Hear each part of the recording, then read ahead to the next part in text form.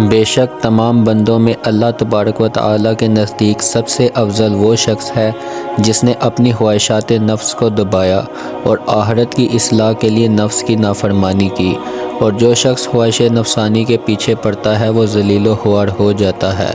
جو شخص نفسانی خواہشات کے پیچھے پڑتا ہے وہ ہلاک ہوتا جاتا ہے۔ جس شخص کو خواہش نفس ورگلائے وہ سخت گمراہ اور بدکار ہے، اور جو شخص خواہش نفسانی کی موافقت اور مطابقت کرتا ہے وہ ہدایت کے خلاف کرتا ہے، اور جو شخص نفسانی خواہشوں کو قابو میں رکھتا ہے وہ خزانہ عقل کا مالک ہو جاتا ہے۔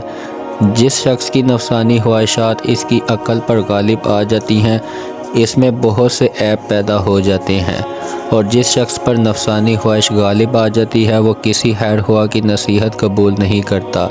جس شخص کی نفسانی خواہشات زیادہ ہوتی جاتی ہیں اس کی تکالیف بھی بڑھتی جاتی ہیں، اور جو شخص جنت کا مشتاق ہوتا ہے وہ نفسانی خواہشوں کو بھول جاتا ہے، اور جو شخص دوزخ کے خوف کھاتا ہے وہ حرام کاموں سے دور رہتا ہے۔ خواہش پرستی انسان کو اسفل سافلین میں گرانے والی ہے۔ سلامتی تنہائی میں اور آرام خواہش کے چھوڑنے میں ہے۔ نفس کی خواہش برائی پر برانگیختہ اور دنیا کی لذتیں اللہ تبارک و تعالیٰ کی یاد سے غافل کرتی ہیں۔ خواہش نفس انسان کی دشمن ہے جس کی وہ پیروی کرنے پر تیار رہتا ہے۔ خواہش پرستی ایک پوشیدہ مگر مہلک بیماری ہے۔ خواہشات نفس سراسر آفات اور لذات نفسانی مقصد حیات کے بگاڑنے والی ہیں۔ زیادہ لالچ عیب اور ہلاکت کا موجب، اور زیادہ حرص ذلت و شقاوت کا باعث بنتی ہیں۔ خواہش پرستی تمام مسائل کی بنیاد اور حیا بزرگی کا کمال ہے۔ نفسانی خواہشات ایک قسم کی مہلک بیماریاں ہیں، اور ان کا بہترین علاج ان سے صبر کرنا اور اپنے آپ کو ان سے روکنا ہے۔ نفسانی خواہش شیطان کے جال اور پھندے ہیں۔ نفسانی خواہشات مہلک بیماریاں اور بلائیں، اور ان کا شافی علاج یہ ہے کہ آدمی اپنے آپ کو ان سے باز رکھے۔ نفسانی خواہش ایک طاقت ہے جس کی لوگ پرستش کرتے ہیں۔ خواہ نفس انسان کو ہلاک کرتی ہے، حسد ذلیل کرتا ہے، اور کینہ سے بیماریاں پیدا ہوتی ہیں۔ جس شخص کی خواہش نفس اس پر غالب ہو اور لالچ اسے گھیر لے اس نے اپنے آپ کو سخت معیوب کر دیا۔ اپنی نفسانی خواہش کو قابو میں رکھیے، اور جو چیز تیرے لیے حلال نہیں اس کے لیے استعمال میں اپنے نفس کو راغب مت ہونے دیں۔ خواہشات نفسانی اطاعت کو بگاڑتی اور عورتوں کی اطاعت انتہائی جہالت ہے۔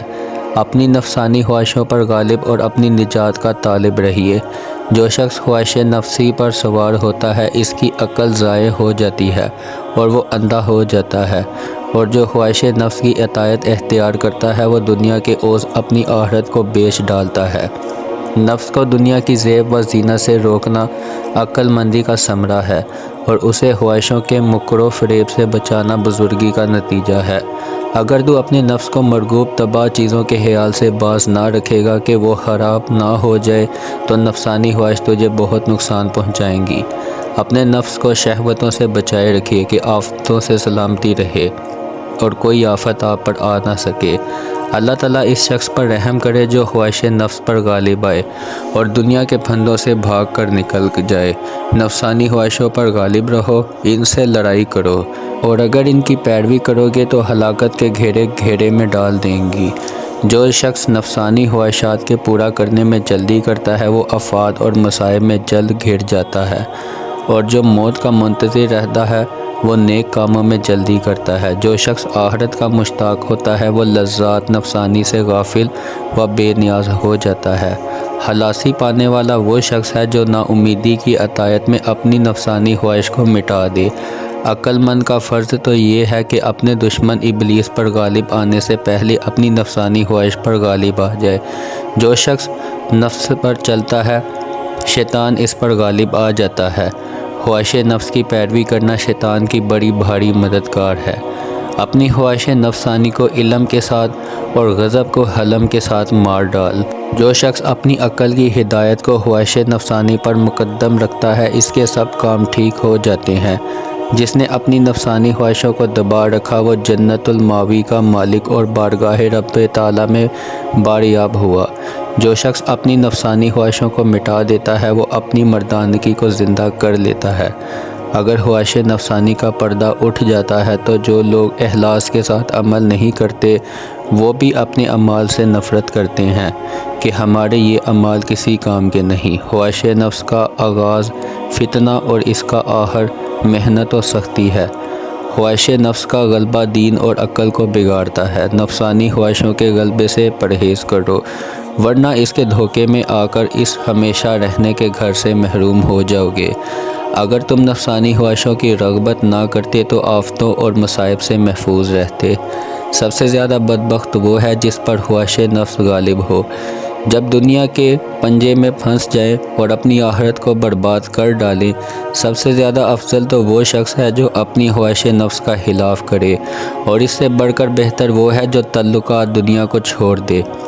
خواہش نفس اور شہوت کی پیروی کرنے سے عقل زائل ہو جاتی ہے۔ سب سے زیادہ دیندار وہ شخص ہے جس کی نفسانی خواہش اس کے دین کو نہ بگاڑے، اور سب سے بڑا عالم وہ ہے کہ اس کا یقین شک سے زائل نہ ہو۔ جب آدمی خواہش نفسانی کو دین سے مقدم سمجھے وہ ہلاک ہو جاتا ہے، اور جب آدمی کا شک اس کے یقین پر غالب نہ آئے وہ کبھی گمراہ نہیں ہوتا۔ جس نے اپنی نفسانی خواہش کو مار ڈالا اس نے اپنے دل کو زندہ کر دیا، وہ اللہ تعالیٰ کا مطیع اور اپنے نفس کا نافرمان ہوا۔ خبردار، تمہاری نسبت سب سے زیادہ اس بات کا ڈر ہے کہ کہیں تم خواہش نفس اور طول عمل کی پیروی نہ کرنے لگو۔ خواہش پرستی وہ سواری ہے جو اپنے سوار کو ہلاک کر دیتی ہے۔ نفسانی خواہشات کی پیروی کرنے سے گناہ زیادہ ہو جاتے ہیں۔